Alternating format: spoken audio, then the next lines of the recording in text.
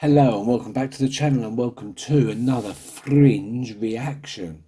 This is season 2 episode 4 and it's called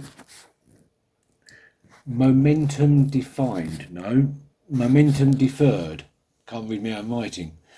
In the last episode we had experimentations being done in the army years ago by some colonel, obviously working for the other side, whoever the other side are, we still don't know. I don't know if we're fighting a war on two fronts here. We being Olivia, Peter, Walter, and our universe side of things. Are we fighting ZFT and things from the other universe? Or are the enemy ZFT and the other universe one and the same thing? I don't know yet. But I can't help but thinking that we're being distracted. The Fringe department as a whole has got more than enough evidence to be investigating ZFT directly. But then we keep getting these Monster of the Week things coming up. And they feel like distractions, like ZFT are giving Olivia some sort of false trail to chase, while the real action is happening elsewhere. It's a distraction. Make these Fringe investigations just interesting enough to reel Olivia and Broyles, etc. in, so they're looking in the wrong place. When the action does actually start, it's going to be from somewhere completely different. That's the way it feels to me.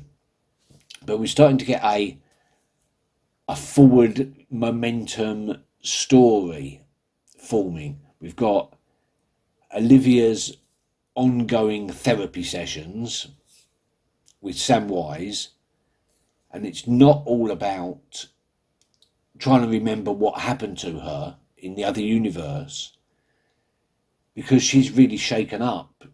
She's not herself. She's in desperate need of, well, therapy, something. It's all about getting her confidence back and, I don't know, focusing her mind a lot more. All this with Harris trying to close down the Fringe department. It took Broyles away from the things he should have been concentrating on while he tried to fight that. And that felt like a distraction, like there was no real weight to it whatsoever. It would explain a lot, to me anyway. Right, well, we're going to go for Momentum Deferred. I wonder what that could possibly mean, apart from the deferment of momentum. Okay then, that was fairly easy. Another previously on.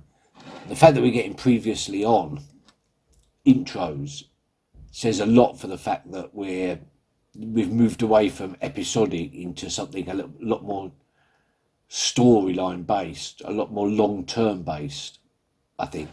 I don't doubt that we're still going to get Monster of the Week episodes here and there, but hopefully they're going to be coming fewer. A series like Fringe, which is running for like 20 episodes a season, it's got to have filler episodes here and there. Who is this guy? What are you doing here? You're trespassing, pal. Why don't you get in your car and turn around? Yeah, sure. That doesn't look like getting in your car and turning around.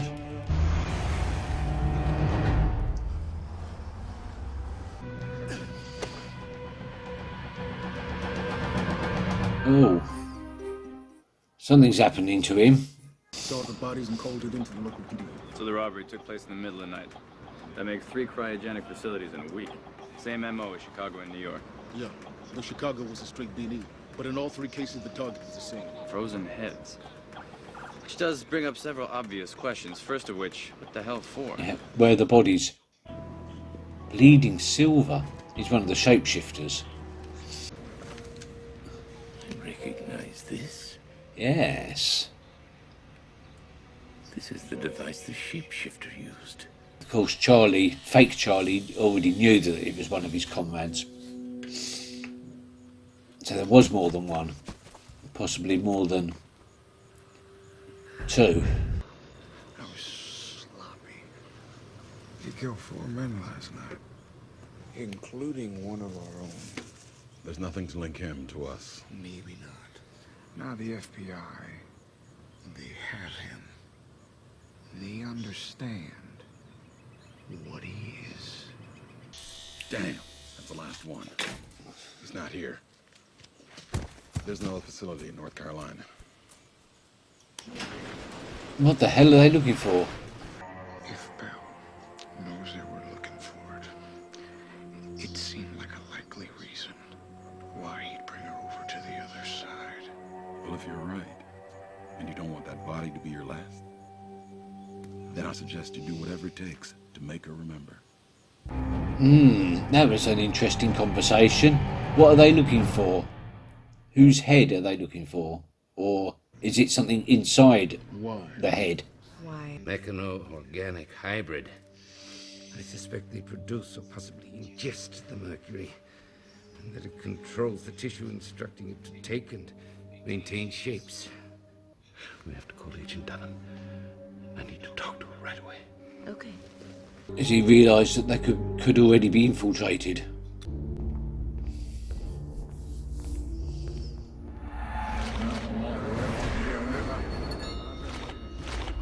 Bell. That's the clue there. Since the shape changer that tried to kill you no longer has his device, he's trapped in his current body. Our scientists have been working on revealing that shapeshifter's identity. But what with all the damage to the other unit? Well, this one is intact. Then let's take a look, shall we? If you want, you can see it all for yourself. Computer, from your cell phone. I can log you into our server. Public server, of course. If it's okay with you. I think you just exceeded your authority there a little bit, mate. Nina wanted to see the results first and then filter what she wanted to Olivia.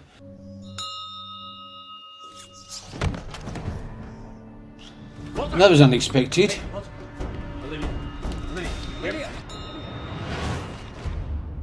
Oh, it's all coming back. Olivia. After all these years, it is so nice to finally see you again. Again?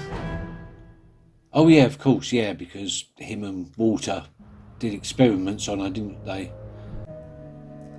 How do you like the tea? I don't want any tea. I want answers. Huh? You're still a little disoriented from the time slips, aren't you? Time slips? Happened to me when I first came here. You're out of sync with this side. You're lucky.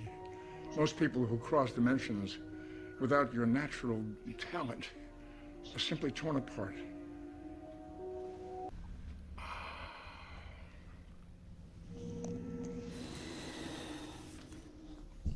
Oh, he's dying, is he? Or he's ill? I don't know how much Walter has told you by now. I don't know how much he remembers. He told me what you two did to me when I was just a girl. We weren't trying to hurt you, Olivia. We weren't trying to hurt anybody. Road to Hell is paved with good intentions. You did. I've met some of the others. I've seen history repeat itself enough times to know a war is coming.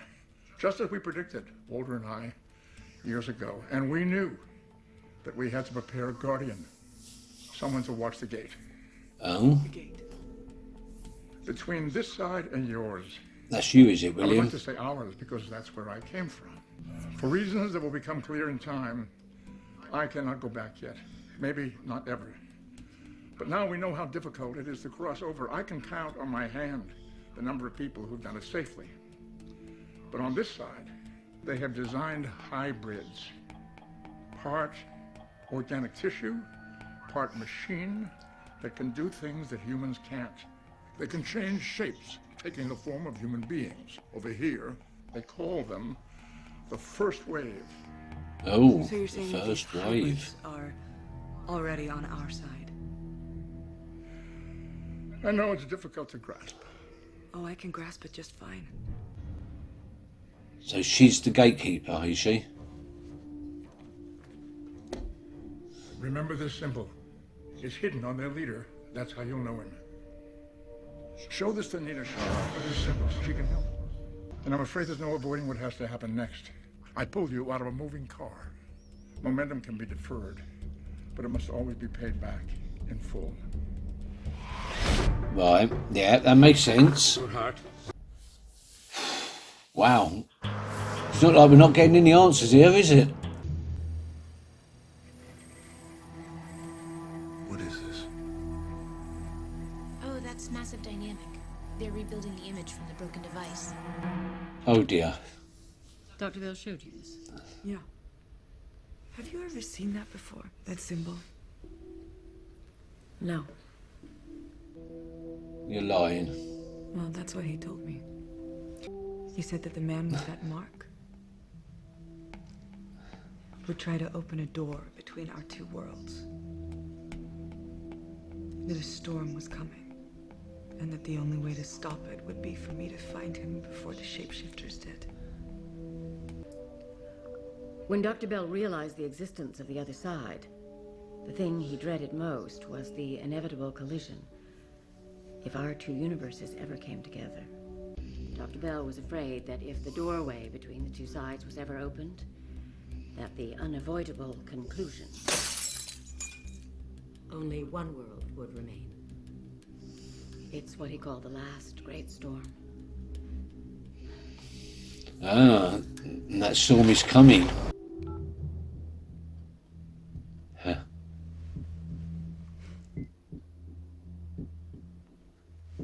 God, Charlie, I almost told her everything. I gotta call Royals. What do you mean almost? What? I just realized where it is. The head that they're looking for. Bell told me. It's last in Henning's cryonics.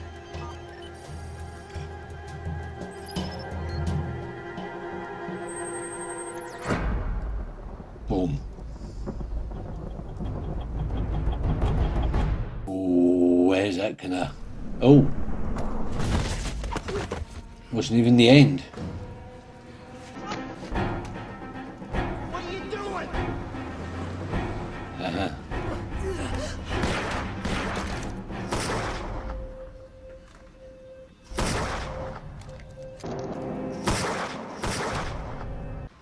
It's not your fault. No, but he did get the information out to his people, though. So, shouldn't you be going to the cryogenics place? Oh, there it is. A scar or tattoo thing. Oh my god, they're going to actually try and put his head back, stitch his head back together. Okay, then that was a that was a really good episode as well. As well as the last one, we have the answers that we were looking for. Olivia remembers her conversation with William Bell, and it seems like there was a whole lot of information there that there seems to be some sort of time dilation problem when crossing over, and that most people, when they cross, they don't survive. Olivia is one of a handful of people that have survived. We now know that the shapeshifters aren't real. They are real. They're not organic. They're part organic, part machine, called the First Wave. And that if the door between the two worlds is opened, it will cause one of the universes to be destroyed. And we don't care if it's the other one, but if it's this one, that could be a problem. What else was there? Charlie has been discovered, but too late. He's already given out the information of where to find the leader, the one that is supposedly going to be opening the door, or at least where his frozen head was. And they've got that, and they're reassembling the leader. I suppose when you're part organic, part machine, it becomes easier than if you're 100% organic. Quite why or how their leader's head was severed, I don't know. Was it a deliberate act, or was there a spate of beheadings going on that we don't know about? Seems deliberate to me, like they knew they could reassemble him. So, but I don't know. It doesn't make a lot of sense. But he's been reassembled, and he's going to be the one opening the door. So they've got to. So Olivia's got to find him before he opens this door and unleashes the storm, as William Bell puts it.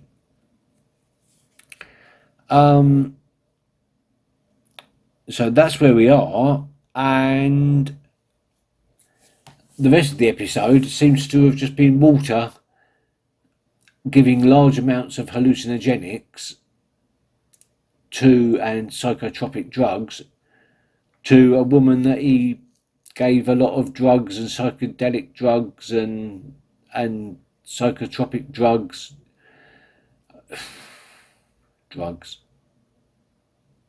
A lot of drugs in this episode. What was I saying? Oh yeah, the rest of the episode just seems to be Walter giving lots of psychotropic drugs to a woman who he experimented on years ago by giving her loads of psychotropic drugs, but for absolutely no reason, because they got the information that they needed through other means, namely Nina's high-tech guy who managed to produce an image of the shapeshifter using the technology thing, and Olivia remembered when the bell was rung. So they really didn't need to have that woman come back and take all those drugs in the first place. But it did give Walter a little bit of closure that not everyone who he experimented on hates him or went insane. There's at least one that still has good feelings for him and appreciates what he did for her and what he did to her. I suppose that gives him a little bit of peace of mind, at least for the time being, until he discovers more of the messed up ones. We have to see, but momentum deferred. They weren't joking. I know William Bell described it from the point of view of the car crash, taking her out of a moving vehicle, but the same could be said for the series as a whole. We've been building momentum and then halting it with a monster of the week, but you can't defer that momentum forever. And now we're getting into the point where we're building and building up more momentum until hopefully we're going to get a cohesive episode by episode story that, spans the rest of the series. I mean, I'm sure there's going to be, as I said at the beginning, I'm sure there's going to be other filler episodes coming in, but they should be less and less now. Okay then, thank you very much for watching, and I will see you next time. Until then, keep well. Bye bye.